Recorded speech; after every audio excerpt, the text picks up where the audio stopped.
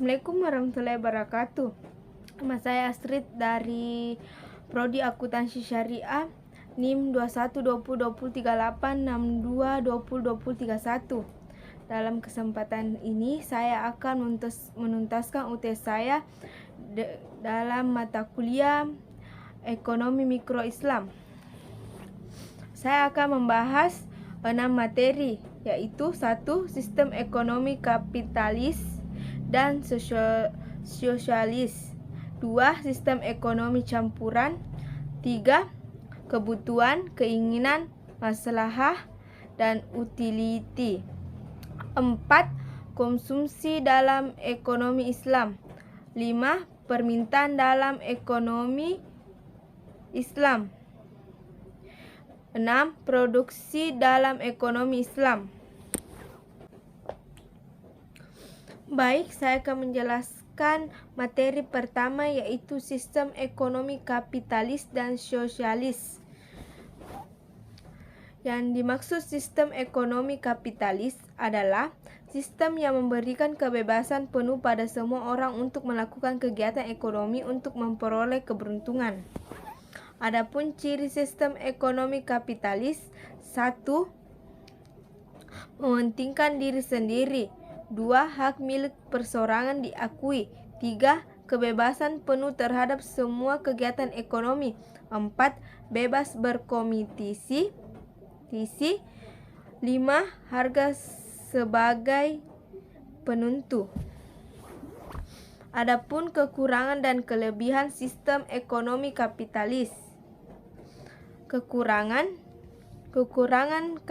sistem ekonomi kapitalis yaitu persaingan bebas yang tak bisa dihindari, di mana permainan kecil seringkali sulit bersaing dengan pemain besar yang bermodal besar.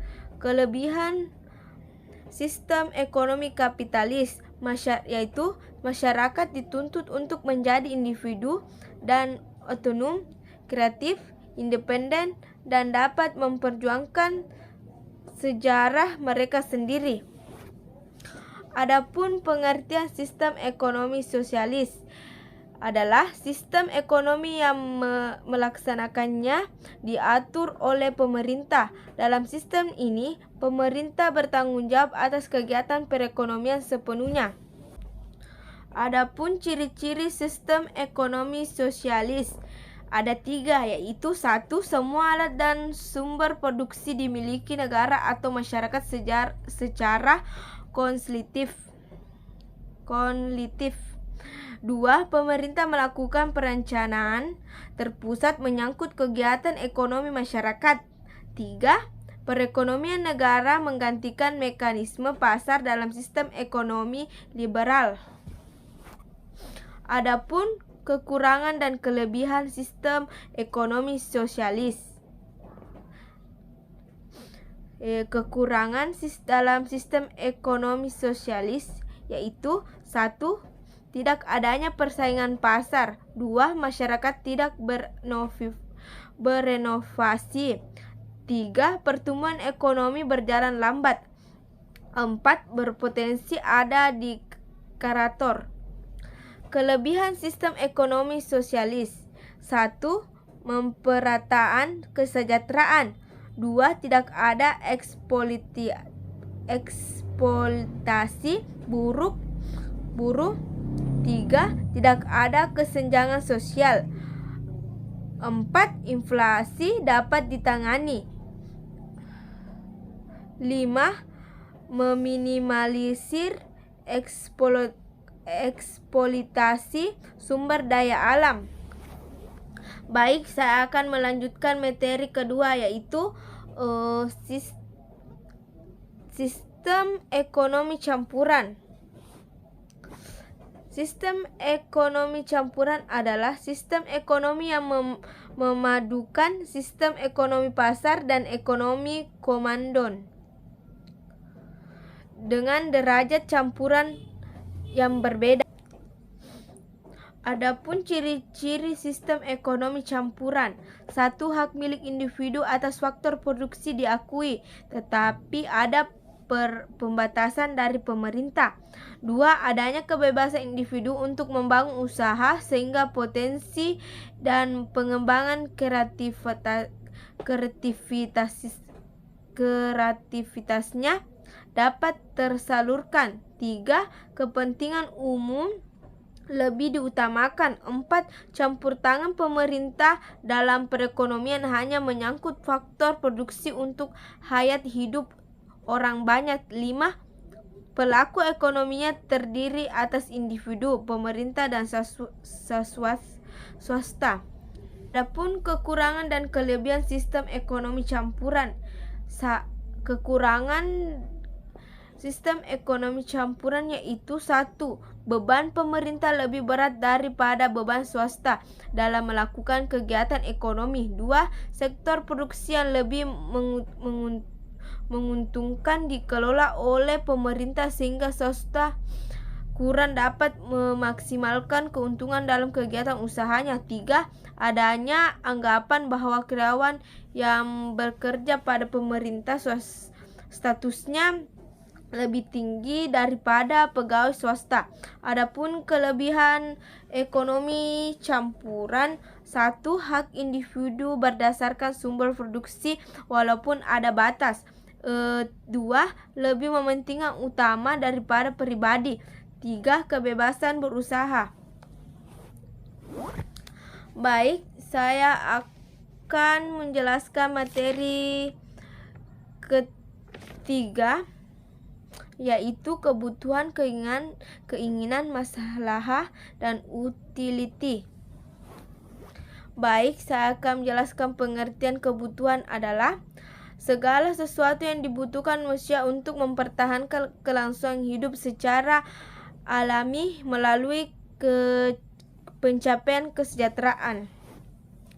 Adapun macam-macam kebutuhan manusia terbagi 5, yaitu 1. Kebutuhan manusia menurut intensitasnya terbagi menjadi 4, yaitu kebutuhan mutlak, primer, sekunder, tersier. Kedua, kebutuhan manusia menurut waktu keperluannya terbagi 3, yaitu kebutuhan mendesak, kebutuhan sekarang, kebutuhan yang akan datang. Yang ketiga, kebutuhan manusia menurut sifatnya terbagi 2, yaitu jasmani dan rohani. Yang keempat, kebutuhan manusia menurut subjeknya terbagi 2, kebutuhan individu, kebutuhan kolektif. Yang terakhir, kelima, kebutuhan manusia menurut sosial budaya terbagi 2, kebutuhan sosial, kebutuhan psikologis. Baik, saya akan menjelaskan pengertian keinginan. Keinginan adalah perasaan memiliki sesuatu tanpa memikirkan sisi mendesak atau tidak, butuh atau tidak, baik segera maupun di waktu yang akan datang. Baik, saya akan menjelaskan pengertian maslahah. Merupakan konsep yang dijadikan sebagai pertimbangan utama dalam menyelesaikan masalah-masalah hukum Islam, karena aspek yang terkandung dalam maslahah adalah memelihara dari maksud objektif hukum, yaitu memelihara agama, jiwa, akal, keturunan, dan harta. Baik, saya akan menjelaskan materi keempat, yaitu konsumsi dalam Islam.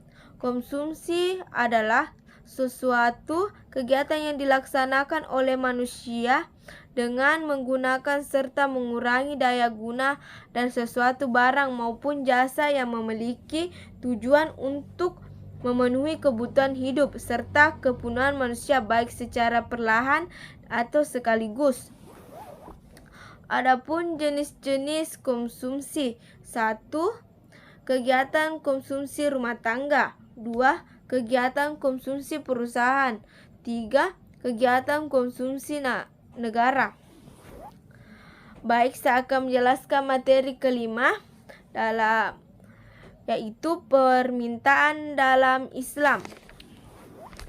Permintaan adalah perbandingan lurus antara permintaan terhadap harganya, yaitu apabila permintaan naik maka harga relatif akan naik, sebaliknya jika permintaan turun maka harga relatif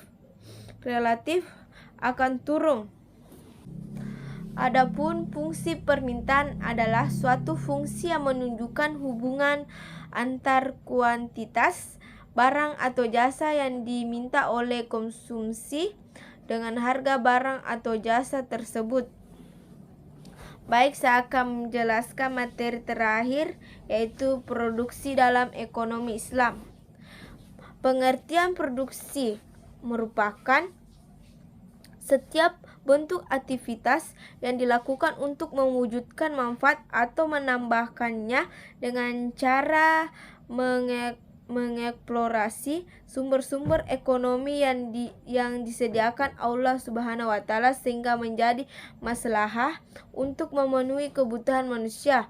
Oleh karenanya, aktivitas produksi hendaknya berorientasi pada kebutuhan masyarakat luas. Adapun faktor-faktor produksi: 1. Sumber daya alam, 2.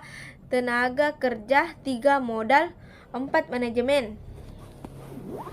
Adapun prinsip-prinsip produksi ada 5, yaitu 1. Kegiatan produksi harus dilandasi nilai-nilai dalam Islam. 2.